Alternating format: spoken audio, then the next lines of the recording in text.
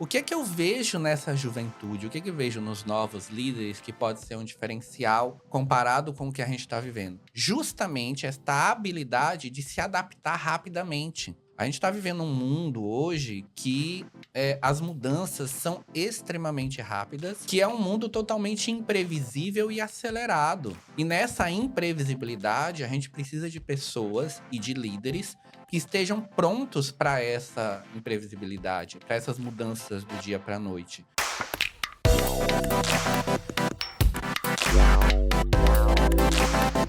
Olá, graciosos! Estamos começando mais um Pode Isso, Contadora. E hoje nós vamos falar sobre empreendedorismo, negócios, consultoria empresarial. Mas antes de apresentar o meu convidado, quero fazer os meus agradecimentos. Primeiramente a Deus, o nosso Pai, nosso Criador, que nos permite estar aqui hoje fazendo esse evento acontecer. Quero agradecer também à minha empresa, a Azienda Gestão Contábil, que possibilitou e idealizou esse podcast, trazendo aí conteúdos de relevância para você. A Autotec, Autopeças e Serviços, uma empresa de manutenção veicular aqui em Maceió. A Pandora Studios, um salão de beleza situado no Antares, também aqui em Maceió. A Thomson Royalties, que é dos sistemas domínio, um dos sistemas brasileiros, do mercado brasileiro que atende a classe contábil. Também quero agradecer ao Tiago Torres, que trabalha com certificados digitais, a Efeito de Festa, uma empresa que trabalha com brindes personalizados, e a Ilana Paz, ela que é dentista especializada em odontologia estética e restauradora. Aqui abaixo desse episódio vai ter os contatos dessas pessoas, caso você queira saber mais sobre elas. Agora, eu quero falar sobre o meu convidado.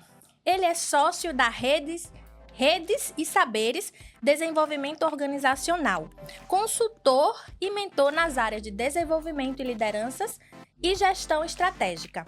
É pós-graduado em desenvolvimento organizacional, em desenvolvimento humano e psicologia positiva, e em coach e liderança. É casado com Edjânia e tem seus melhores momentos de vida ao lado dos seus pequenos, Cauã e Rebeca. Então, apresento a vocês o meu convidado, Edson Sá. Seja bem-vindo. Obrigado, Tanisa. Obrigado pelo convite. Quero começar primeiro saudando a sua audiência aqui, né? Como você mesmo diz, os graciosos. Os graciosos. Obrigado por estarem aqui conosco. E agradecer a você pelo convite, né? Nós que nos conhecemos online num projeto, né, de mentoria e agora estamos aqui presencialmente, apesar de estarmos conversando online com as pessoas. Então, essa mistura do virtual com o real, que é muito legal. Então, muito obrigado pelo convite. Fico feliz de estar aqui com você hoje. Prazer é todo meu, assim. Foi um prazer lhe conhecer naquela mentoria. Você trouxe ali vários insights para o meu negócio. Eu acho que foi muito válido. E a partir dali a gente teve uma conexão. E quando eu encontrei você presencialmente, né? Eu disse, você vai pro podcast. E de pronta entrega você aceitou. Vamos.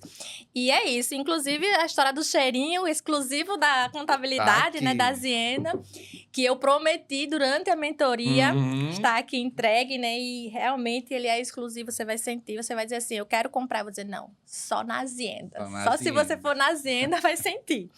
Mas vamos lá. Como é que você consegue equilibrar aí o seu trabalho como gestor na sua empresa, com a família? Conta um pouco dessa sua história. Como foi que você decidiu empreender e trazer essa parte de gestão para o seu negócio? Bom, a minha história empreendedora, digamos assim, ela foge muito do que eu ensino hoje, né? Eu mostro a muitas pessoas da importância de um planejamento, inclusive um planejamento de vida, um planejamento profissional, um planejamento empresarial, mas é algo que realmente eu não fiz ou não tive no início, até por desconhecimento e por circunstâncias de vida com a minha família, etc. Então, tanto que a minha formação de ensino médio é na área de mecânica. Eu sou mecânico automotivo no ensino médio, trabalhei durante aí 10, 12 anos nas concessionárias aqui, em oficinas automotivas. E aí, depois é que eu enveredei, quando eu fiz a minha faculdade de administração, e aí ao concluir a faculdade, comecei a trabalhar com a área de consultorias e orientação empresarial e tudo mais. Então, hoje, é o que eu faço. E conciliar a vida profissional com a vida pessoal depende principalmente das pessoas que estão com você. Então, não posso aqui deixar de realçar a importância que tem de eu ter a minha esposa, né, a Edjânia, que eu mando um beijo para ela, que me ajuda muito nessa questão de enquanto eu estou no trabalho, estou fazendo as atividades, estou aqui hoje com você, eu tenho a segurança de que ela está lá com os nossos filhos e cuidando e tratando e tudo mais. E um outro ponto que eu sempre falo com as pessoas é a questão da presença, né, de estar presente. Como diz um professor que eu tive na pós-graduação de desenvolvimento humano, Helder Camei, um especialista aí nacional em psicologia positiva, ele trabalha muito a questão do flow, né, de estar presente. Uhum. Então, estar 100% aonde você realmente está. Então, quando eu estou com os meus pequenos, quando eu estou com a família, eu estou 100% em casa com a família. Quando eu estou trabalhando, eu estou 100% onde eu estou trabalhando, né? Então, essa estar ali presente, sem estar necessariamente fazendo uma coisa e pensando em outras, é que vai fazer com que as coisas realmente deem certo, né? Porque aí você consegue conciliar.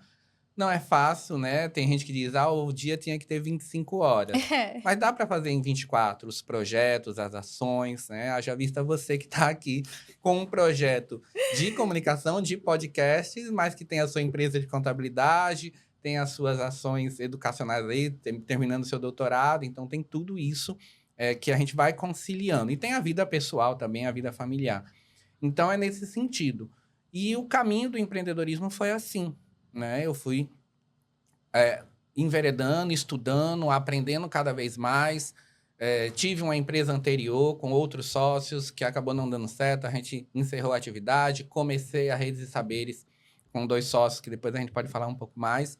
Mas que é essa a ideia de você... Para mim, é apaixonante estar ajudando, estar orientando, né? Tanto na questão de sala de aula, que eu já tive os trabalhos como professor e ainda tenho, como treinador, como fazendo capacitações nas empresas, seja no trabalho de consultoria, de mentoria, tudo isso é muito rico para mim, que é um conjunto de ações que eu sei que vai estar ajudando a empresa e vai estar ajudando as pessoas que fazem aquela empresa, diretamente os líderes, os gestores e indiretamente todos os colaboradores que estão ali, porque vão ter um ambiente melhor de trabalho, profissionais mais capacitados, condições melhores de desenvolvimento do negócio e das pessoas. Então, para mim, isso é fantástico. Então, você tinha a profissão, né, de mecânico, despertou para esse lado, né, de gestão, de organização e para estratégia, passou por uma dissolução de sociedade que deve ter Uhum, sido... Eu também passei, então eu imagino que toda dissolução ela traz aí uns problemas, né, uns desafios aí para você recomeçar. uhum. E quais os desafios hoje? Né, você está com a Redes e Saberes, né? Você tem hoje 2 sócios? 2 2 sócios. sócios. Quais são os desafios? Primeiro, para fazer uma nova sociedade, que não é Uhum, fácil você sair de uma sociedade e começar outra sociedade. uhum, Você fica ali meio escaldado, né? Sem querer entrar. E os desafios dessa convivência e também os desafios do negócio. Porque toda empresa tem desafio. E na parte de gestão, acho que ainda tem muita carência para as uhum. empresas que são seus clientes em aderir isso. Aí eu preciso de uma gestão, eu preciso realmente me preocupar com isso. Eu sinto isso em clientes que tem ali um ambiente familiar e às vezes não quer trazer de fora uma pessoa com uma visão estratégica, uma visão diferente que vai melhorar ali o seu negócio. Então, quais desafios que você encontra aí nas duas áreas? Bom, internamente, olhando para a empresa, e vale até como referencial para outras empresas. Sociedade não é a coisa mais simples do mundo, né? Eu brinco até que sociedades empresariais são tão desafiadoras quanto um casamento mesmo, né? Porque você está dividindo ali projetos, sonhos, vontades, e às vezes as pessoas que estão com você não têm os mesmos projetos, sonhos e vontades que os seus. Ou muitas vezes, fazendo uma autoavaliação, você também tem as suas dificuldades de lidar com os sonhos das outras pessoas, o que elas fazem, etc. Então a gente tem que fazer a meia-culpa. Graças a Deus, eu digo isso, não tem problema nenhum. A primeira sociedade que eu tive, na nesse segmento, que foi a Cresce, foram com 2 sócios excepcionais. A minha ex-sócia Roberta ainda hoje é uma parceira de trabalho, a gente já fez atividades juntos, onde ela prestou serviço através da Rede de Saberes, né, então a gente não teve uma dissolução traumática, simplesmente chegou ali, viu que não estava andando, e aí acabou se dissolvendo naturalmente.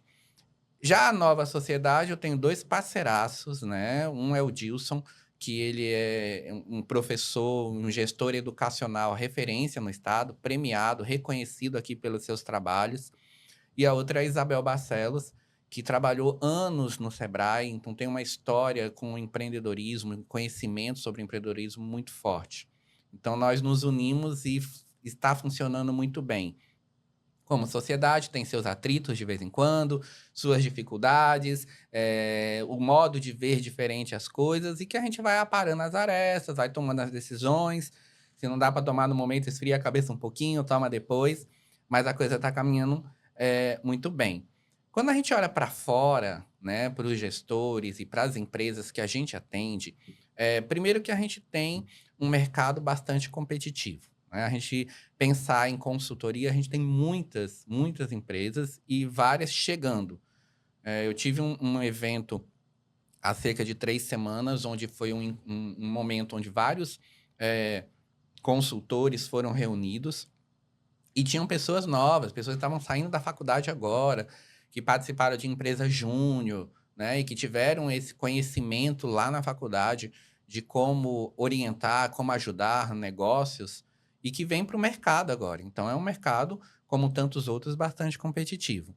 E na visão dos clientes, eu sinto um ponto que é comum, e pena que não é tão pouco comum, né, que tem bastante, que é justamente essa ideia de empresários e líderes se veem como autossuficientes, né? Então tem empresário que abre ali o seu negócio, às vezes um negócio pequenininho, né? Vai crescendo, vai se desenvolvendo, começa a evoluir na nos produtos, nos serviços, nos processos internos, na quantidade de pessoas, aí contrata colaboradores, vai aumentando e se vê numa situação de colocar assim: não, comecei, eu que toco esse negócio, eu conheço, eu sei fazer, e muitas vezes não percebem esse crescimento, não percebem essa evolução. Eu dou até um nome para isso de a dor do crescimento. Começa a doer, mas ele acha ou ela acha que não, eu sempre toquei. Então, vai até uma questão que depois, quando a gente puder até falar sobre liderança, eu trago isso, a questão da autossuficiência, de achar que pode resolver tudo, que não precisa de ajuda, ou quando chega algum tipo de orientação, são coisas que não são bem aproveitadas, né? Aproveito aqui o contato que a gente teve na mentoria, que é um programa do Movimento Alagoas Competitiva. A gente atende hoje, alcançamos mais de 160 empresas atendidas. E, infelizmente, não são todas que estão abertas a ouvir os mentores, que falam com elas e orientam e digam: olha, talvez esse caminho seja melhor, reflete mais sobre isso. E depois, quando fecha ali a mentoria, que nada, não sabe de nada, não sabe a minha realidade, não sabe o que eu sofro aqui. Então, tem essa complicação do aceite. O que que eu enxergo? Que tem pessoas que estão chegando ao mercado com uma mente um pouco mais aberta. Sejam, independente da faixa etária, novos empreendedores que entendem que o mercado é muito dinâmico e que precisa a empresa evoluir. E aí entende também que, olha, eu não sei de tudo. Eu não sou consciente ou sabedor de tudo dentro da empresa. Algumas coisas eu vou precisar da orientação. Eu vou precisar da orientação do meu contador, que foge a só as questões tributárias e fiscais, também a questão de planejamento e desenvolvimento tributário, desenvolvimento fiscal, dentro do que eles precisam. E ali, se for necessário, alguém que oriente no relacionamento com os colaboradores, que não por acaso também está cada vez mais difícil. As novas gerações que estão chegando têm uma visão diferente de mercado, né? Os jovens, quando chegam no mercado, eu que até recentemente estava trabalhando com os jovens lá no Senac, chegam com outra visão de trabalho, outra visão de emprego, e aí a empresa precisa entender esse novo cenário de mão de É obra para verdade. poder lidar com essas pessoas e os processos e a tecnologia que muda e evolui muito rapidamente. O que era feito de uma forma hoje, daqui a 6 meses tem um novo Já é outra recurso, um novo forma. sistema, uma nova tecnologia. Tudo isso influencia. É bem por aí. E a gente tem que lidar com isso e ir trabalhando os empresários, os líderes. Quem quer e está aberto a contribuir, a nossa contribuição e a crescer, a gente vai, como se diz na gíria marítima, de vento em popa. Quem não quer, a gente sente, mas não pode obrigar também, né? Essa juventude, como você falou, ela tem uma outra perspectiva, é mais acelerada, quer as coisas mais rápidas, quer um retorno mais urgente ali, aquela coisa Uhum, mais rápida.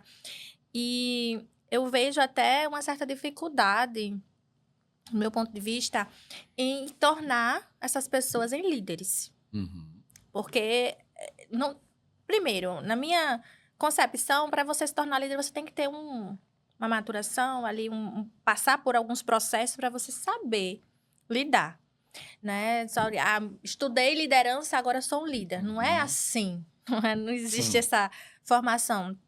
Eu estava conversando aqui com outro convidado e ele estava justamente falando isso. Ele, hoje com 70 anos e começou de origem humilde e construiu um império aqui em Alagoas, mas teve muito foco, passou por muita coisa. E ele se tornou um líder, de fato, mas passou por todo o processo que precisa passar. Hoje a gente tem pessoas querendo a fama, querendo o imediatismo, querendo tudo isso, mas não tem liderança. Como transformar essa juventude, esse pessoal que está chegando agora no mercado em líderes de verdade? Anísia, a questão que a gente tem que entender da liderança é que ela não é a mesma em todos os tempos, né? Então, se a gente for pegar as referências de liderança, por exemplo, na Idade Média ou nos tempos antigos, eram líderes extremamente fortes que matavam, que destruíam, que É. conquistavam e etc. Hoje você não tem um líder assim. Os líderes assim são vistos como pessoas que não são boas. Haja visto o que a gente está vendo aí de conflitos mundo afora, onde líderes que têm essa visão, É né, chamado não chefe, né? Chefe em vez de exato. líder. É, o chefe, como você colocou, que vem no início da industrialização, até meados do século passado, né, o que dava a ordem, o que impunha, o que oprimia, era a referência, era tido como grandes, mas que era para aquela época. Hoje, se você pega, independente da nova geração ou não, se você tiver um chefe dentro da empresa que é opressor, que gride, que agride, até a própria legislação, as próprias pessoas vão dizer: não, eu não vou me submeter mais a isso. Então, o que eu entendo é que nós estamos evoluindo mais uma vez. E evoluindo com uma questão tecnológica que está trazendo uma nova geração que tem uma outra visão de mundo e uma outra visão das relações humanas, né? Eu falo sempre com os jovens, quando eu vou trabalhar com eles, falo, vocês estão no mundo acelerado e a gente está entrando no mundo acelerado porque o mundo está acelerando a gente. Quem, por exemplo, daqui da nossa audiência que está assistindo, não ouve os áudios do WhatsApp em 1.5 ou em 2x. Por que que você ouve? Ah, não, porque eu não tenho tempo, eu preciso. Então a tecnologia acaba acostumando a gente a ser acelerado, a ser rápido e a querer respostas prontas. É óbvio que eu não vou botar a culpa no WhatsApp, pelo amor de Deus, né? Então o pessoal da Meta depois vem dizer que a culpa, estou YouTube culpando. também tá assim, tá Pois tudo é. assim, né? Tudo que a gente está fazendo hoje está extremamente acelerado, extremamente rápido. A gente quer as coisas para ontem. Se você manda uma mensagem para uma pessoa e você tem seus clientes e sabe bem disso, o cliente manda uma mensagem para você, ele quer que você responda imediatamente. Se você não responder, ele vai mandar outra logo em seguida. E outra, e as coisas é para ontem. E é este perfil de pessoas que está chegando na empresa e que vai, em algum momento, inevitavelmente, assumir os papéis de liderança. O que é que eu vejo nessa juventude? O que é que eu vejo nos novos líderes que pode ser um diferencial comparado com o que a gente está vivendo? Justamente esta habilidade de se adaptar rapidamente. A gente está vivendo um mundo hoje que as mudanças são extremamente rápidas, né? Tem até uma nova nomenclatura, que é o mundo Bunny, né? Que substitui a nomenclatura anterior do mundo VUCA, que é um mundo totalmente imprevisível e acelerado. E nessa imprevisibilidade, a gente precisa de pessoas e de líderes que estejam prontos para essa imprevisibilidade, para essas mudanças do dia para a noite, né? A gente teve casos recentes, por exemplo, ninguém esperava estrategicamente que teríamos uma pandemia. E Verdade. os líderes tiveram que adequar suas empresas do dia para a noite. Você abriu a sua empresa numa quinta-feira, na sexta-feira você não abriu mais. E aí você falou, e agora? Faço o quê? Eu tenho que me adaptar, né? E tenho que atender meus clientes pela internet, tenho que fazer videochamada. Ah, eu nunca fiz uma videochamada na vida. Vai ter que fazer. E aí, as lideranças tinham que estar ali para isso. E outras situações, tanto há 2 semanas atrás, né, ao tempo que estamos gravando aqui, eu estava num evento promovido pelo Sebrae e a palestrante estava dizendo justamente isso, né? A gente está num momento, por exemplo, as pessoas lá, as empresas do Rio Grande do Sul, ninguém colocou no planejamento deles que ao longo do ano ia ter uma enchente e ia passar 15, 20 dias fechado. A gente não prevê isso. Apesar de que agora tem que começar a considerar. As empresas de São Paulo lá estão sofrendo com a questão do ar, da poluição, por conta das queimadas. Aí ninguém Tava prevê. prevendo isso, Então, esses jovens que estão chegando no mercado, eles nasceram, estão sendo preparados ou estão vivendo uma realidade onde eles se adaptam muito rápido. Para um líder, isso é bom. O que talvez eles vão ter que realmente ter a experiência de desenvolvimento é, nesta rapidez, saber lidar com pessoas que não são tão rápidas quanto eles.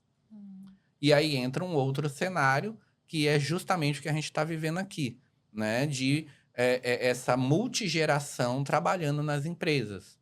Você tem pessoas com 16 anos entrando como jovem aprendizes, 14, de 14, né? 14 a A 20, partir não, de 16, 14 a 24.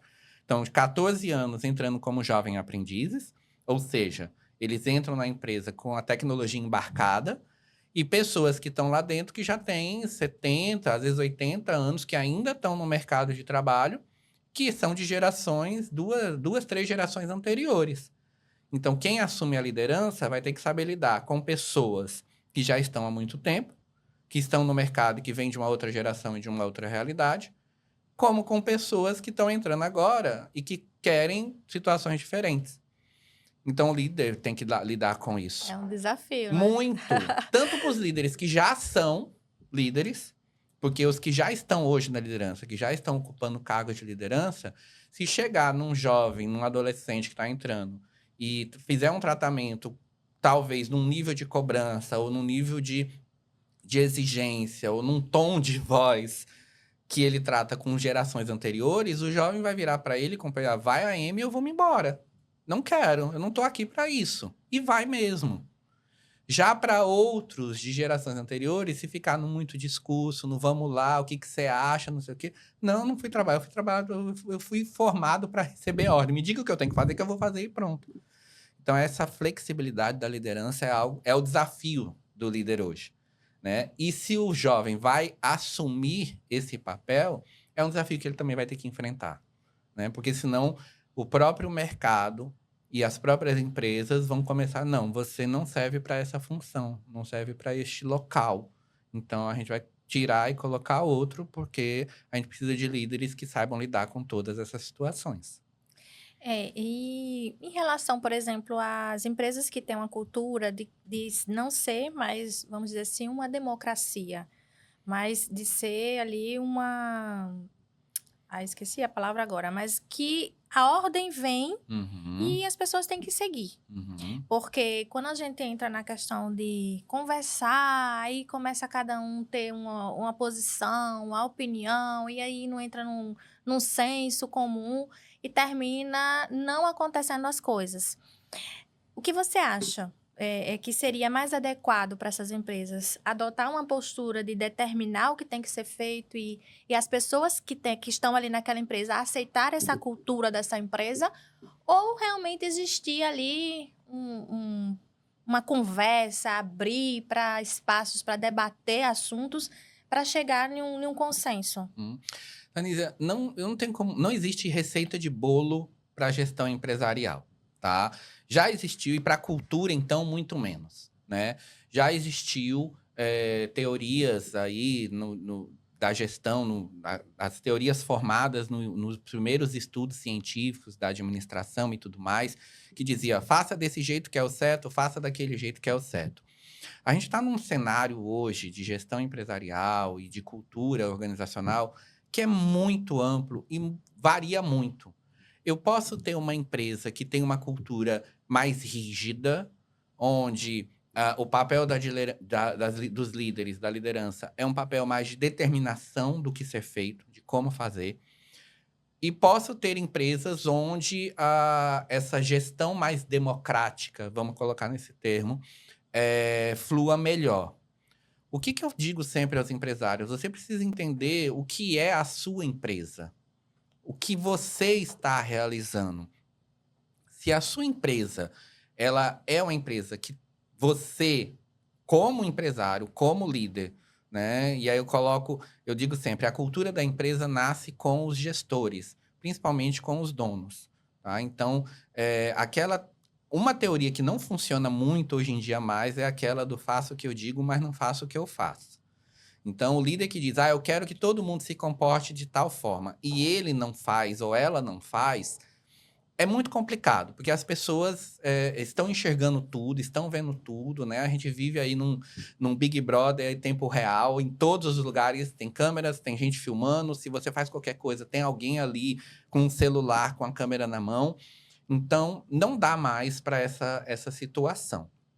Mas a empresa que tem uma cultura de determinação, uma coisa mais rígida, uma coisa onde o papel da liderança é um papel mais de determinação, pode existir? Pode. Vai depender do que está sendo feito, dos processos da empresa, do que a empresa entrega, dos próprios colaboradores que a empresa tem. Porque eu posso ter um quadro de colaboradores que é extremamente participativo, e quando eu chego neles, digo assim: olha, eu gostaria que vocês dessem suas opiniões, vamos pensar uma estratégia, vamos pensar uma ação, e todo mundo vem e propõe. Como também tem empresas que você chega e diz: o que é que vocês acham? E faz aquele silêncio sepulcral, né?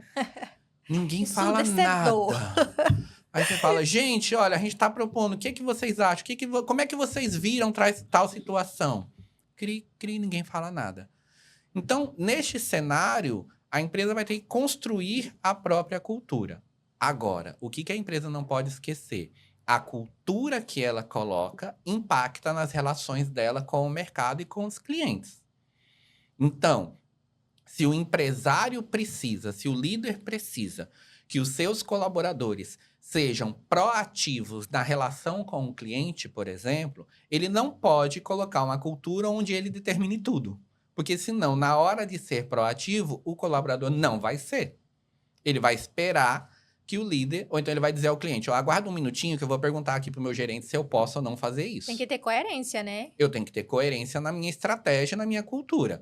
Então, se eu penso estrategicamente que o meu vendedor, o meu atendente, o meu auxiliar de produção, seja quem for, na hora de relacionar com o cliente, na hora de relacionar com o mercado, eu quero que ele seja proativo, que ele resolva, que ele tenha as soluções, que entregue a solução para o cliente, então eu preciso dar isso a ele. Então, eu preciso que esteja numa cultura onde seja permitido que ele tome as decisões e não que espere as decisões do líder, né? E aí, aqui, eu tenho que abrir um parentezinho aqui que é importante. Uma empresa que quer adotar essa cultura, ela tem que ser uma empresa que entenda que o erro faz parte do processo, faz parte do desenvolvimento. Do crescimento, Do né? Do crescimento, da aprendizado. aprendizagem e tudo mais. Por quê? Somos seres humanos. Somos falíveis e vamos errar. Então, o colaborador, o líder ou o dono da empresa, em algum momento, vai ter uma ação, uma atitude que não vai ser correta. Ou que não vai ser o que se esperava. Se a empresa é avessa a qualquer tipo de erro, errou, não pode, errou, é punido, errou, tá fora, a pessoa não vai fazer.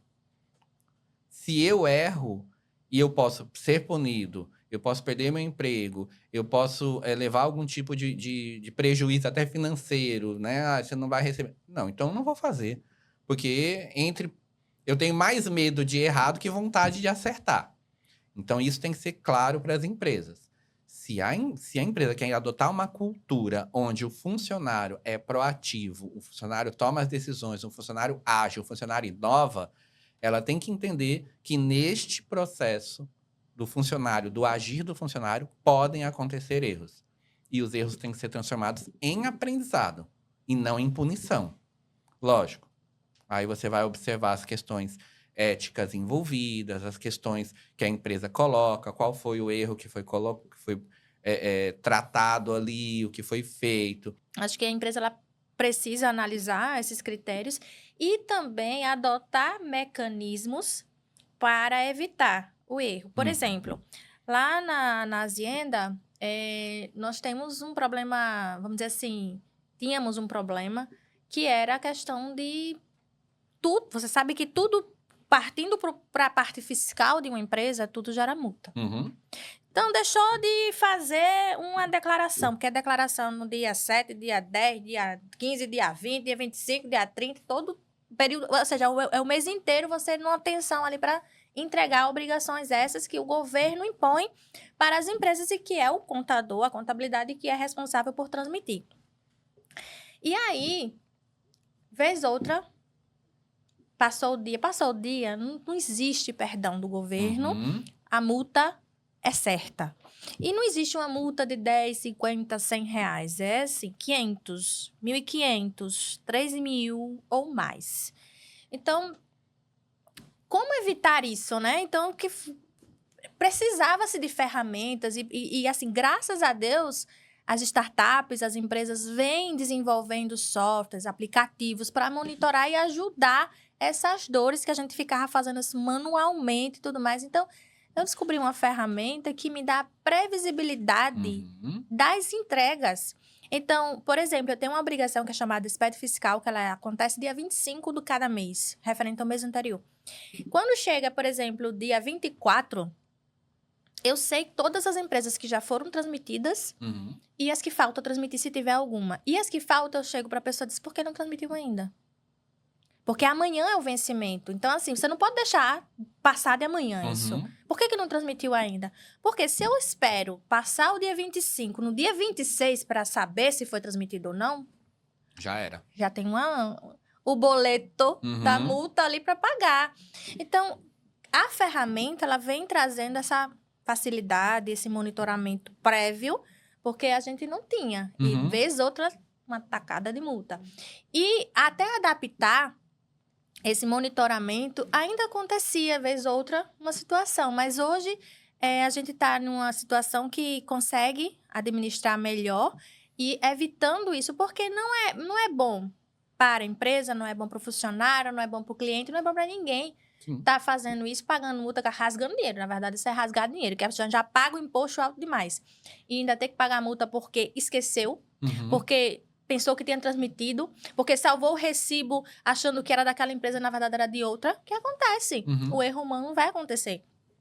Então, a tecnologia, ela pode auxiliar a evitar erros e problemas que até então, até um tempo atrás, não existia a possibilidade. Era tudo muito manual, tudo muito no olho. Então, eu penso muito assim, que a gente pode começar a evitar problemas, erros, minimizar problemas com a tecnologia, para evitar essas sanções e essas obrigações para o funcionário. Mas, mesmo assim, precisa de um monitoramento, precisa ter alguém ali olhando, monitorando, fazendo a fiscalização para não acontecer.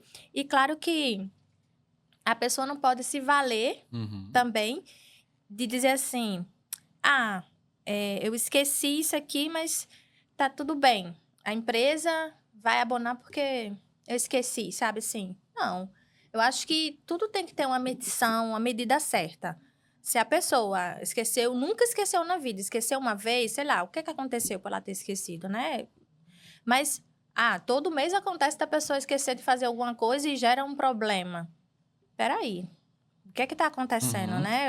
Será que esse funcionário, ele... Aí você tem que analisar outras coisas, né? Ele está sobrecarregado?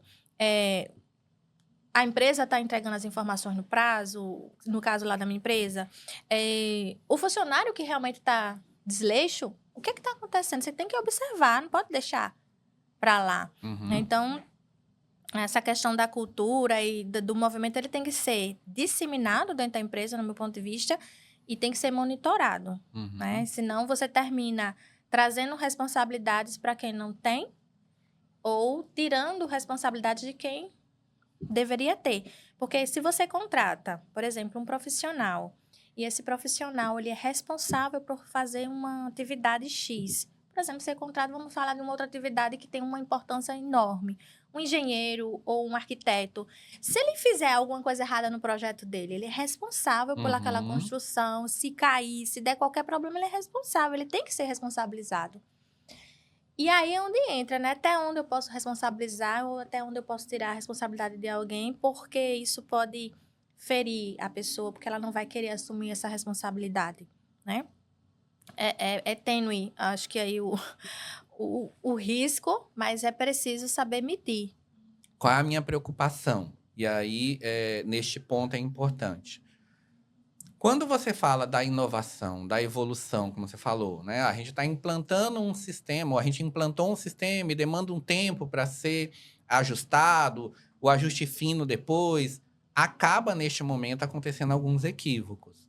Tem que ficar claro para a empresa que, na hora que isso está se dando, a pessoa que errou não pode ser sumariamente punida, como você colocou, a não ser que seja um erro que não tenha, entre aspas, perdão. Ah, a pessoa infringiu uma norma que está no código de ética do CRC, ou que está no código de ética do Conselho de Administração, do Conselho de Medicina, etc. Bom, você infringiu uma coisa que você já sabe. Então, não pode. O que pode ser pensado é: estou inovando, estou melhorando, ou a cultura da empresa, como a gente estava dizendo, permite que as pessoas busquem o diferente, busquem o novo, busquem fazer diferente. Então, nesse cenário, eu tenho que ter essa visão de qual é a margem que eu tenho das pessoas poderem arriscar. E se não der certo, virar um aprendizado e não virar necessariamente um algo ruim. Mas que o processo não seja perdido por conta disso. Porque aí, realmente, se você, como você falou, errou, tudo bem. Não, tem um processo que foi desenhado. A empresa tem que seguir aquilo ali. Então, não é errou, tudo bem. Né? Eu já tive situações, por exemplo, no segmento automotivo, como eu falei que eu trabalhei, da pessoa lá, do mecânico, esquecer de apertar a roda a porca do parafuso lá, ou a porca da roda do carro. Não, É, não é um erro ele errou porque... Não, é um erro de processo. Então, tá lá na sequência de processo, ao terminar o serviço no carro, apertar as rodas com o aperto correto, com a medição correta lá no equipamento, no torquímetro, porque a própria fábrica diz lá qual é aquele aperto, não é de qualquer jeito. Então, é erro de processo. Se causa ali um acidente ou qualquer coisa parecida, aí sim, as correções e punições têm que ser, né? Como, por exemplo, não é a minha área, mas a gente às vezes vê notícia. A pessoa fez um prédio, uma construção, e a fundação não resistiu e caiu. É um erro de processo. O médico fez uma cirurgia e esqueceu uma pinça ou um bisturi dentro do paciente. É um erro de processo, não é um erro aceitável, verdade. né? Então, tem erros que não são aceitáveis. Então, erros aceitáveis a gente não está colocando nesse nível. Mas é importante essa visão. E aqui, para que isso funcione, é importante que a liderança que está ali não seja uma liderança estritamente operacional, né? A gente sabe que tem grandes empresas que vão ter líderes em vários níveis, níveis operacionais, níveis táticos e níveis estratégicos. Quando a empresa é um pouco menor, você não tem essa gama de pessoas todo, não dá para colocar um líder em cada segmento.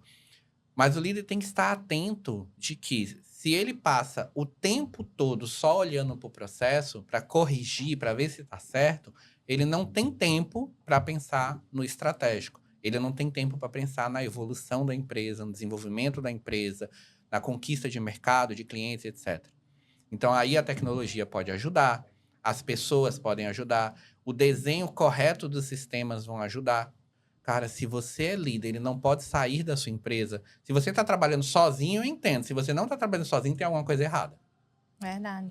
Se você não pode sair da sua empresa, você não está conseguindo fazer a sua empresa crescer. Você virou uma peça no processo e não uma peça de Você é o análise. operacional do Você é o negócio, né? operacional. Então, como operacional, fica difícil de pensar na estratégia, fica difícil de evoluir. Aí, realmente, você não vai ter tempo para mais nada, só para Só pra operacionalizar. Edson, qual é o conselho que você dá assim, para as empresas que estão começando, empreendedores que estão aí nos ouvindo, sobre essa questão da liderança? Faz um resumo para a gente caminhar aí para o final. Uhum. Se a pessoa está querendo empreender, está querendo abrir seu próprio negócio, né? Primeiro, ter clareza do que você quer, né? E estar alinhado com o que você deseja, né? Eu vejo, por exemplo, aí pessoas, alguns jovens que chegam assim, eu vou ser influencer. Que hoje não deixa de ser um negócio. Uhum. Eu vou ser influencer. Cara, você vai ser influencer por quê? Você tem algo a oferecer? Você gosta? Você... Não, é porque tem muita gente sendo, tá dando dinheiro, então você também.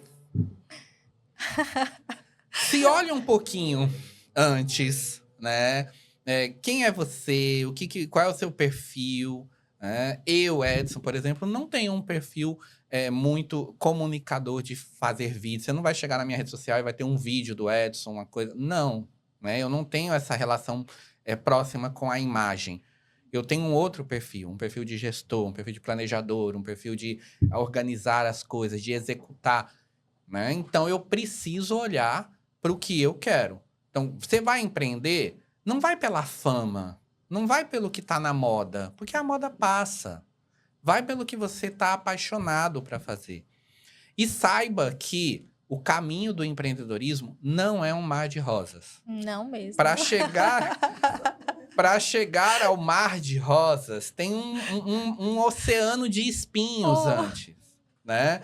Então, pensa na rosa mesmo. Para você chegar na rosa, você tem que subir o caule todinho, cheio de espinhos. E a rosa mesmo, essa que é bem espinhosa, viu? Pois é.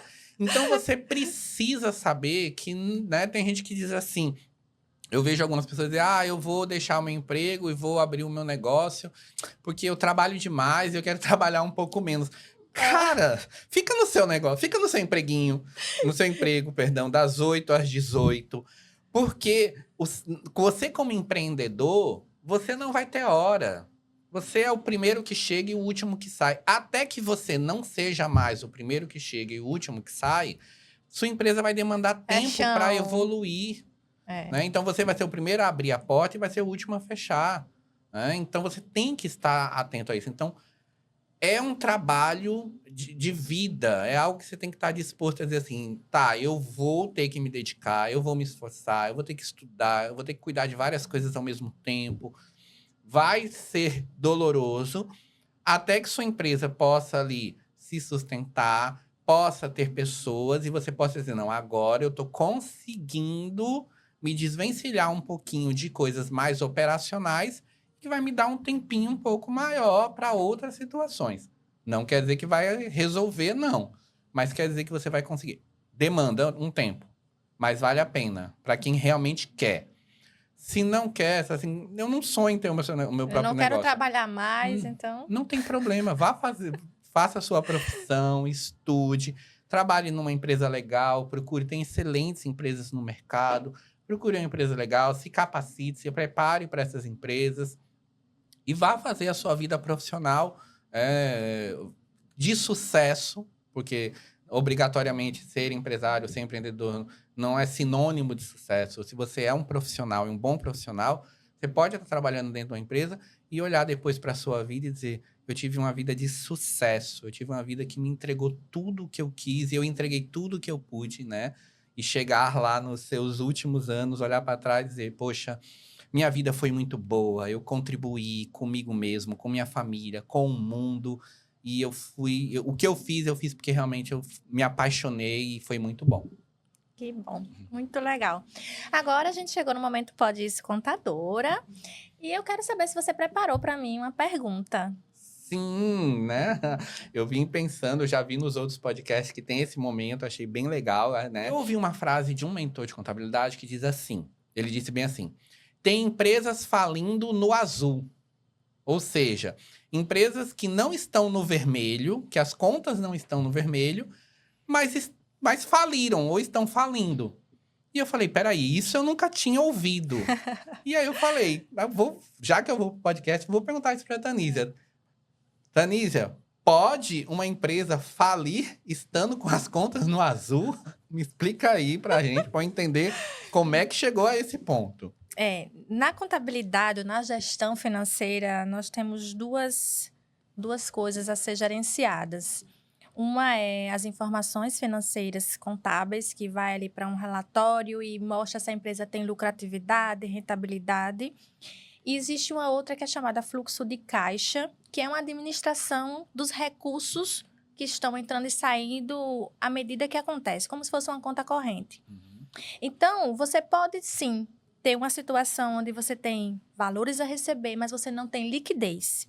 O que é a liquidez? É você poder usar o dinheiro naquele momento. Então, vamos trazer um exemplo bem claro. Vamos imaginar que você pegou um valor de capital de investimento e você comprou de estoque para vender. E aí você pagou à vista. Então, você pegou todo o seu recurso e você comprou. Ficou R$0 no seu caixa. E aí, no final do mês, você tem aluguel, você tem energia, você tem sistema, você tem funcionário, você tem N coisas. Então, você tem que correr para vender. Mas se você não conseguir vender, como é que você paga a esses funcionários, a todas as despesas operacionais que você tem no seu negócio? Aí você começa a ficar no negativo. Aí você vai, preciso de dinheiro. Você tem um estoque que é dinheiro, mas ele não é liquidez imediata. Ele precisa ser vendido para se tornar liquidez. Aí você consegue vender. Vamos dizer que você consegue vender, mas você consegue vender a prazo, no cartão em 10 vezes. Você vai receber isso em 10 parcelas. Aí você já vai para onde? Para uma antecipação, talvez, para você conseguir trazer dinheiro para o seu caixa, para você honrar seus compromissos. Aí você já vai começar a perder dinheiro aí. Então, assim, não é porque você tem um saldo positivo, você tem valores a receber, você tem bens, que você tem uma liquidez. E é na liquidez que o problema acontece. Então, se você não tem uma gestão para você deixar um dinheiro de reserva, para você, na hora que não vender, você ter como suprir a necessidade das suas despesas operacionais, honrar. Você não faz uma estratégia de reposição de estoque. Então, você, por exemplo, tem ali... vamos falar de roupas. Roupas é sazonal. Você vê uma moda e você vai e compra todas aquelas... eu vou vender muito isso aí. Só que é modinha e vai passar. Aí você fica com o estoque lá parado, não consegue vender, você não consegue fazer a reposição do seu caixa, você não consegue pagar fornecedores, você não consegue pagar sua operação. Aí você vai através de empréstimo, não sei o quê. E você termina se enrolando de um jeito que você não consegue mais recuperar. Ainda que você venda tudo, termina que você não consegue, com liquidez, honrar os compromissos. E é onde as empresas elas entram num abismo, e às vezes esse abismo é sem volta, porque ela não consegue recuperar essa liquidez por falta de administração, por falta de gestão de recursos mesmo. Não sabe...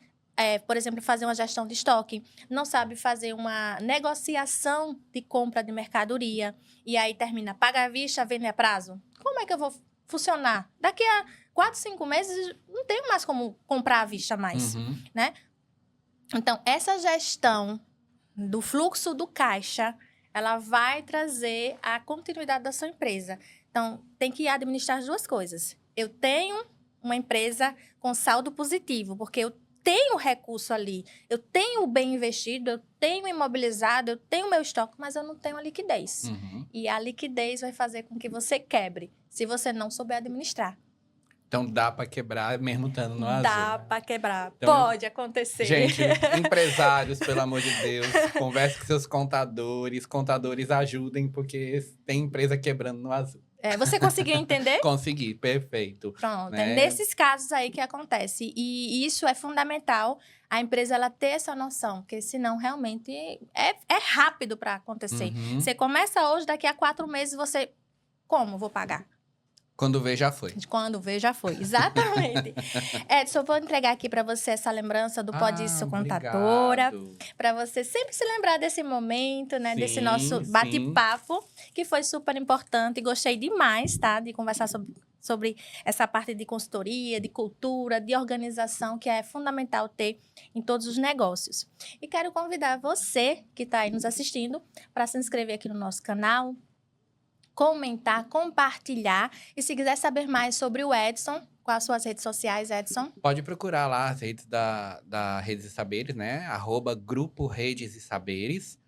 Todas as informações tem lá da nossa empresa. O site também é gruporedesesaberes.com.br. Então, acessando lá, tem as informações da empresa, aí consegue me encontrar, consegue encontrar os nossos sócios. É mais fácil por aí. Então, gente, querendo saber mais sobre o trabalho do Edson, é só acessar aí as redes sociais dele. E, claro, compartilhe para que esse conteúdo alcance o maior número de pessoas possíveis. Obrigada pela sua atenção.